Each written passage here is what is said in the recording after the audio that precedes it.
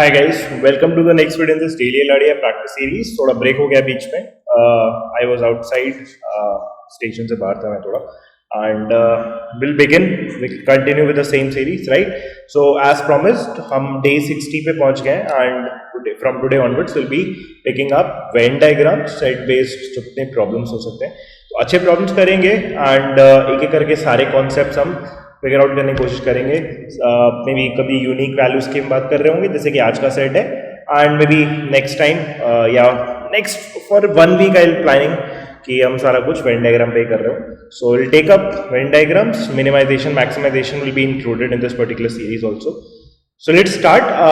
Also before beginning will be doing something for quant as well now, right? हमने channel पे start तो किया था कॉन्ट, बट उसमें सिर्फ कॉन्सेप्ट वीडियोस पढ़ रहे थे, वो भी एक एक। It was also not very continuous, तो हम क्या करना चाहेंगे, कॉन्ट का कुछ स्टार्ट करना चाहेंगे, बट दैट कॉन्ट वाला पार्ट ना will be doing on a separate channel. एक डिफरेंट चैनल बना रखा है स्पेसिफिकली रिलेटेड टू मैथ्स, तो मैथ क्वेश्चंस करके नाम होगा। I will put the links in the description. Will start uploading from tomorrow itself, तो आप पहले उसको सब्सक्राइब कर लो, आपको नोटिफिकेशन वगैरह आ जाएगा, एंड उस पर फिर हम कॉन्ट का स्पेसिफिक कंटेंट डालना स्टार्ट करेंगे फॉर द नेक्स्ट 100 डेज, ठीक है? उसको आपको बहुत ज्यादा हेल्प होगा। Will also do a lot more live classes उस पर, ठीक है? स्ट्रक्चर्ड तरीके से उस पर हम कॉन्ट को डील करेंगे, राइट? सो लिंक आपको डिस्क्रिप्शन में मिल जाएगा, you can go ahead, just subscribe, and कल से कंटेंट उस पर अपलोड होना स्टार्ट हो जाएगा स्पेसिफिकली फॉर कॉन्ट, राइट? एलआरडीए वाला will keep posting here itself. LRDA का हम पूरा ये सीरीज कंटिन्यू कर रहे हैं। I hope that is understood, and having said that, so first pause this video, so try this yourself and then proceed on with the rest of the solution, right? Now let's start reading this particular slide. क्या बोलता है? Survey IT conducted a survey of employees with 2 to 3 years of work experience in the IT industry. Every one of the respondents was proficient in one or more of the languages Python, C++ and Java. तो 3 Venn diagram बनने वाला है। From the outset it is very clear. The following data was noted. In all there were 80 respondents. 45 respondents were proficient in Python, 42 in C++ and 38 in Java. The average salary of all the respondents was 9.5. Now we are also given the information about the average salary. तो यहाँ पे सिर्फ number of employees की या number of respondents की बात नहीं हो रही है. There is a secondary data to this particular set, and that is average salary. So average salary of all the respondents is given, that is 9.5. Fewer than 10 people were proficient in all 3 languages.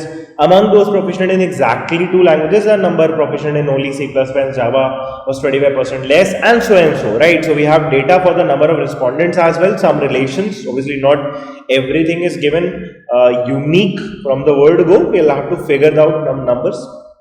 And the second part of this particular problem is the average salary. So you'll have to keep a hold of everything. ठीक है? Now just because this is the first set, we'll take this very slow. थोड़ा जब भी नया concept आएगा तो मैं आपको उसको एक्सप्लेन करने की कोशिश करूंगा। So people who are already familiar with Venn diagrams, थोड़ा सा उसको पेशेंस के साथ सुन लेना and then move ahead. And जिसके लिए फर्स्ट टाइम है, फॉर एग्जांपल बहुत लोग वेन डायग्राम अभी तक टच भी नहीं किए होंगे, राइट? सो थोड़ा बहुत सीखने की कोशिश भी करेंगे, right? For the classroom students हमारा वेन डायग्राम अभी स्टार्ट होने वाला है, so will relate to this once you do in the classes, right? So I hope this will be comfortable for everyone. This is very important topic, Venn diagram, for the examinations. And also considering this set, ये obviously आपके IMS previous किसी SimCAT का है, but a similar set was there in cat 2016। ये चीज आप याद रखना। एग्जैक्टली सिर्फ थोड़ा बहुत नाम चेंज करा गया है, नंबर थोड़े बहुत चेंज करेंगे, but the exact logic to the set, ये एवरेज और नंबर ऑफ रिस्पॉन्डेंट्स दोनों एग्जैक्टली आपका 16 का पार्ट था, if I am not wrong. Let's start solving this. So basically we have a 3 का वेन डायग्राम, ठीक है? 3 वेन डायग्राम आपने ड्रॉ कर लिया। So let's start putting all the information and figuring out what is not there with us. So let's start with this. So there were 3 respondents, right? Types of languages के base पे। So first one was Python, we can write this here. The second one is C++ and the third one was Java. ये Java हो गया। Next, in all there were 80 respondents. So total आपका सम कितना आने वाला है इस पूरे फिगर के अंदर? 80. Now nothing is outside. ये आपको वेन डायग्राम में ध्यान रखना पड़ता है, यहाँ पे कुछ भी बाहर क्यों नहीं है? Because this was clearly mentioned. Every one of the respondents, that means ये 80 पूरे respondents was proficient in one or more of the languages Python, C++ and Java. One or more का मतलब at least one तो हो गई। कोई भी ऐसा respondent नहीं है out of these 80 जो किसी भी सर्कल में बिलोंग नहीं करता है. बिकॉज ये डिस्कस इसलिए कर रहे हैं because in Venn diagram this is very crucial. तो स्टार्टिंग में ही आपको ये चीज पे ध्यान रखना चाहिए वेन डायग्राम में, इज देयर एनीथिंग जो आपका इस वेन डायग्राम के बाहर लाई करता है या फिर नहीं करता. Please remember this point, right. बाहर लाई करता है कि नहीं करता वो आपको डायरेक्टली या इनडायरेक्टली बता रखा होगा. जैसे यहाँ पे इनडायरेक्टली बता दिया गया कि every one of the respondents was proficient in one और मोर. जीरो वाला कोई केस नहीं है, मतलब कोई भी बाहर नहीं है. कम से कम किसी ना किसी एक लैंग्वेज में तो आप प्रोफिशिएंट हो गए, right. So everything is in the Venn diagram. 80. Okay, 45 respondents are proficient in Python, so this total is 45. 42 in C++, so this total is 42. And 38 in Java, so this is 38. This is standard practice इस तरीके से मैं लिख रहा हूँ. So please try to copy this, like easy पड़ेगा आपके लिए. Now this is also done. The average salary of all the respondents was 9.5 lakhs. So सारे respondents का 80 का average is given 9.5 lakhs. Fewer than 10 people were proficient in 3 languages. So this central wala value, it is common to all the 3. So this value is actually fewer than 10. So less than 10 ये बोल रखा है. So let's just put this also less than 10. This statement is also done. Good वाला. Fifth, among those proficient in exactly 2 languages. Exactly 2 कौन सा होता है? This, this and this. ये 3 region आपके exactly 2 है. Please remember this. The number proficient in only C++ and Java, only C++ and Java is this value, was 25% less than the number proficient in only Python and C++, this value. तो ये वाला value इससे 25% कम है ना. इसको पढ़ते ही ना जैसे अपने को फीलिंग आ रही है कि 25% आप फ्रैक्शन वगैरह के यूज से आप लिख सकते हो. 25% का फ्रैक्शन क्या होता है? 1/4. तो इसके रिस्पेक्ट में ये वाला 1/4 लेस है. तो फर्स्ट ऑर्डर आ रहा है अपने को क्या, ये 4 ले लें तो ये 3 हो जाएगा क्योंकि 1/4 ऑफ 4 इज 1 लेस हो जाएगा, that is 3. Also I can say कि ये 4x है और ये 3x है, but let's just not right it right now. इसको सेकंड पार्ट भी पढ़ लेते हैं. मे बी हम रेशो और बेटर बनाना चाहेंगे, कॉम्बिनेशन करना पड़ेगा. तो this which in turn was 50% more than the number proficient in Python and Java. So Python and Java. तो बेसिकली ना फ्लो समझ लो, इससे 25% ये लेस है एंड ये वाला value in turn was 50% more than this value. तो इससे 50% ये ज्यादा है और इससे क्या 25% ये लेस है. तो मैं क्या नंबर सपोज करूं कि फ्रैक्शन में ना है, तो आप रेशो बना लो. जैसे 3 नंबर है, लिखने की जरूरत नहीं है, बस आप याद रखना कि ये वाला इससे 25% लेस है. इधर 25% ड्रॉप होगा और ये वाला इससे 50% ज्यादा है, राइट. तो पहले हम दोनों फ्रैक्शंस को यूज कर लेते हैं. जैसे 25% लेस क्या होता है? 1/4. तो 1/4 का क्या मतलब हुआ? इसके रिस्पेक्ट में लिख रहा हूं मैं. तो अगर ये 4 है तो 1/4 मतलब ये 3 हो जाएगा, 4:3. और अगेन दिस टू दिस का रेशियो दिया हुआ है, वही है this to this. So this is what 50% more, 50% half. तो अगर ये 2 होता तो इससे हाफ ज्यादा, दैट इज ये 3 होता. तो अब आप कॉम्बिनेशन कर सकते हो रेशियोज का. तो हम क्या बोल सकते हैं, इसको सेम बना दो 12. तो पहले वाले पूरे रेशियो का आपने एक्चुअली 3 से मल्टीप्लाई करा है, तो ये 9 हो जाएगा. और दूसरे रेशियो का आपने बेसिकली 4 से मल्टीप्लाई करा है, राइट. बेसिक रेशियोज लगा रहे हो 12:9:8. तो अब मैं यहाँ पे ये बोल रहा हूं कि ये आप 12x ले लो, इससे ये 25% कम, ये 9x हो जाएगा. और ये वाला इससे 50% ज्यादा, दैट मीन्स ये 8x हो जाएगा. तो बहुत सिंपली आपने बिना फ्रैक्शंस को यूज किए रेशियो के हेल्प से ये नंबर पुट डाउन कर लिया. आई hope this is very clear. Now ये 5th वाला स्टेटमेंट भी एक्चुअली आपका पूरा कंप्लीट हो गया है. नाउ और क्या दिया हुआ है? The average salary of the respondents who are proficient in exactly 2 languages. Exactly 2 मतलब ये वाला 12x, 8x और 9x. इनका एवरेज कितना है? 10 lakhs. And that of those who are proficient in all 3 was 15.75. इसका नंबर तो आपको नहीं पता है, बट इसका एवरेज कितना है? 15.75. अब देखो बेसिक थोड़ा वेन डायग्राम के स्टैंडर्ड्स पे जाना चाहते हैं. स्टैंडर्ड बोले तो किसी भी वेन डायग्राम में ना, जैसे 3 वेरिएबल्स आपको लिखने की आदत होनी चाहिए, थोड़ा आपका काम आसान हो जाएगा. I am let's say saying A, B and C है. अब इसको ध्यान से समझना, ये A, B, C मेरे लिए क्या है? मैं चाहूं तो हर जगह वेरिएबल डाल सकता था, बट सारा वेरिएबल इन्वॉल्व करने की जरूरत नहीं है. मेरे लिए A क्या है? एग्जैक्टली 1 वाले तीनों नंबर्स का addition, right. This plus this plus this, I am representing this by a combined variable, that is A. ये A है मेरे लिए.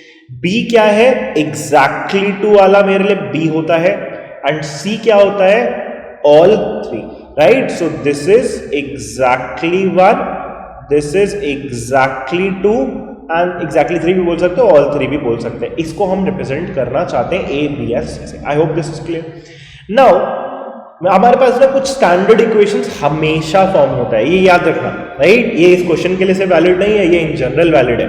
सबसे पहले कभी भी अगर आपको टोटल पता है, जैसे कि यहाँ पे 80 हमने को पता है, तो कहीं ना कहीं ये पूरा वेन डायग्राम के अंदर a plus B plus C exactly 1, exactly 2 and all 3, ये तीनों ऐड करेंगे तो यही मिलेगा ना, a प्लस बी प्लस सी. और इसकी वैल्यू ऑलरेडी क्या है आपकी 80 गिवन. एक ही इक्वेशन होती है स्टैंडर्ड. दूसरा कौन सा एक स्टैंडर्ड इक्वेशन होता है, ये जो आपके नंबर्स दिए थे, याद करो, ये आपके तीनों सर्कल के इंडिविजुअल आपको वैल्यूज पता थे, 45, 42 एंड 38. अब पॉइंट ये है, ध्यान से समझना, अगर मैं इस सर्कल को और इस सर्कल को ऐड करता हूं तो होगा क्या? जो एग्जैक्टली 1 वाला है वो एक बार ऐड होगा, राइट? जब this circle plus this circle plus this circle add हुआ तो एग्जैक्टली 1 वाला सिर्फ एक बार ऐड हुआ, तो आपने a एक बार लिखा. बट ये वाला जो रीजन है, ये वाला जो रीजन है और ये वाला जो रीजन है, एग्जैक्टली 2 वाला, दिस 12x 8x और 9x, सिर्फ ये वाला 12x 8x और 9x, इसकी सेंट्रल की बात नहीं करा मैंने. 12x 8 और x 9x, जब आपने तीनों सर्कल को ऐड करा तो ध्यान से सोचोगे ना, तो ये 12x 8x और 9x दो बार ऐड हुआ. तो बेसिकली ये जो b है एग्जैक्टली 2 से रिप्रेजेंटेड था, वो आपका कितनी बार ऐड हुआ? 2 टाइम्स ऐड हो गया, दैट इज 2b. एंड ये जो C है जो ऑल 3 को रिप्रेजेंट करता है, जब आपने तीनों सर्कल को ऐड करा तो ये 3 बार ऐड हो गया, तो ये क्या बन जाता है हमेशा 3C. And this is true always, ये हमेशा इसी तरीके से होगा. और इन तीनों का एडिशन ऑब्वियसली यहाँ पे कितना है, 42 plus 45 plus 38, 38 plus 42, 4 5 6 80 and 80 plus 45 is 125. ये बन गई आपकी दो स्टैंडर्ड इक्वेशन. अब इनको सॉल्व करने में एक कॉमन स्टेप हमेशा रहता है, हम दोनों को सब्ट्रैक्ट करते हो. दिस माइनस दिस करोगे तो b प्लस कितना आ जाएगा 3c minus c, that is 2c, and ये डिफरेंस आपका कितना आ जाएगा 45. So we are reaching this particular equation. b plus 2c कितना हो गया 45. अब क्या करा जाए? अब नोटिस करोगे ये जो b है ना, इसमें आपको तीनों वैल्यूज अगर आप ऐड करके देखोगे जो कि b को रिप्रेजेंट कर रहा है, तो कितना हो गया 12x 8x और 9x, दैट इज 29x. तो देखो ये नंबर ऑफ रिस्पोंडेंट्स है, ये फ्रैक्शन नहीं हो सकता. तो 12x 8x और 9x का एडिशन अभी कितना है आपका 29x. तो या तो ये 29 ही होगा या 58 होगा. 58 हो नहीं सकता because b plus 2c he add करके से 45 आ रहा है. दैट मीन्स आपको समझ में आ रहा है एक बड़ी सिंपल सी चीज होने वाली, क्या ये b की वैल्यू फिर फिक्स हो जाएगी और ये नंबर भी x आपका 1 हो जाएगा, और कुछ पॉसिबिलिटी नहीं है. इसका डबल नहीं ले पाएंगे बिकॉज 45 आपको मेंटेन भी रखना पड़ेगा. And hence I can say I can simply take these values as 12, 8 and 9. और ये सेंट्रल वैल्यू भी हम चेक कर सकते हैं, कितना आ जाएगा 12, 8 और 9 मिला के कितना हो गया आपका 29. ये अगर आपका 29 हो गया तो इसके लिए कितना बचेगा आपका 16 बचेगा. 2c 16 है, मतलब c जो सेंट्रल वैल्यू है वो कितना हो जाएगा आपका 8 हो जाएगा. तो हमने ये फिगर आउट कर लिया कि सेंट्रल वैल्यू कितनी आ रही है. And as soon as we get all these 4 numbers, आप इधर एग्जैक्टली 1 वाले तीनों नंबर भी निकाल सकते हो बिकॉज आपको पूरे सर्कल्स का एडिशन हमेशा पता है. Let's start with this Python, only Python. So 12 plus 8 20, 28 हो गया. 28 और 45 का डिफरेंस कितना हो जाएगा 17.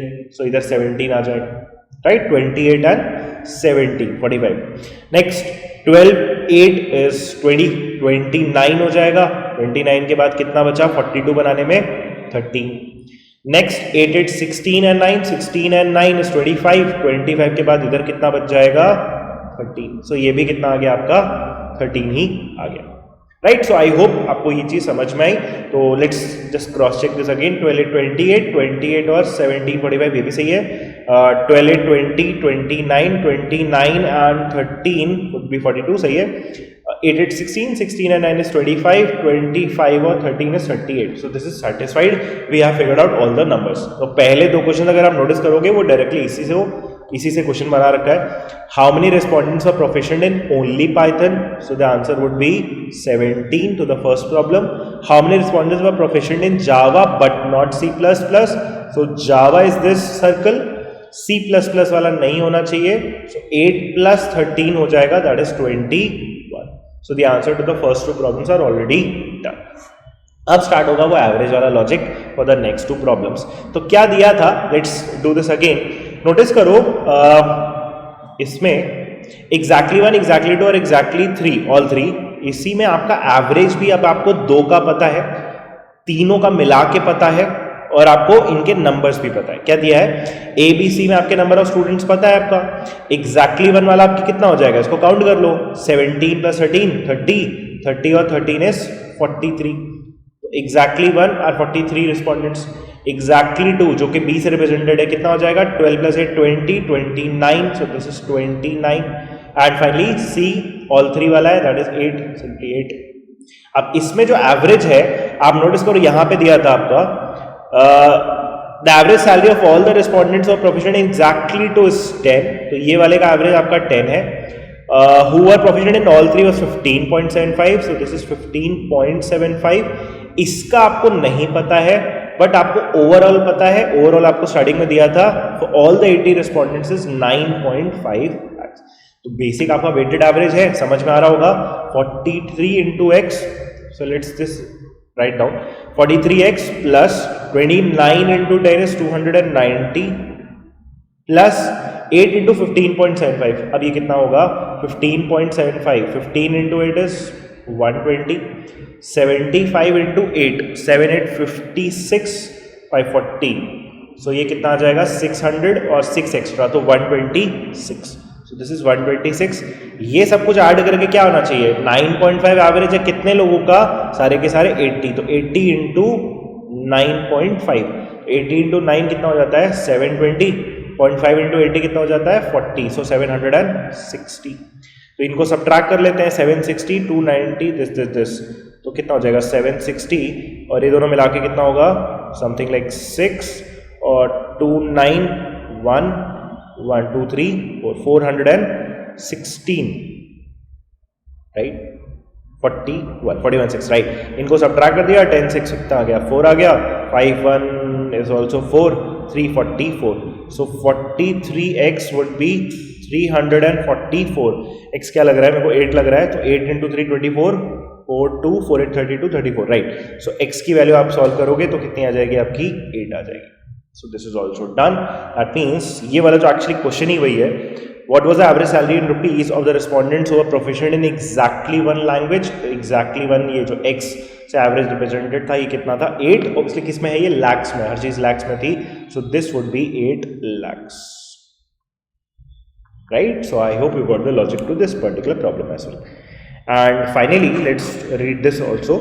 if the average salary of the respondents who were proficient in only Python and Java, so only Python and Java would be this 8, so let's clear this up a little bit, इसको हटाते हैं थोड़ा सा।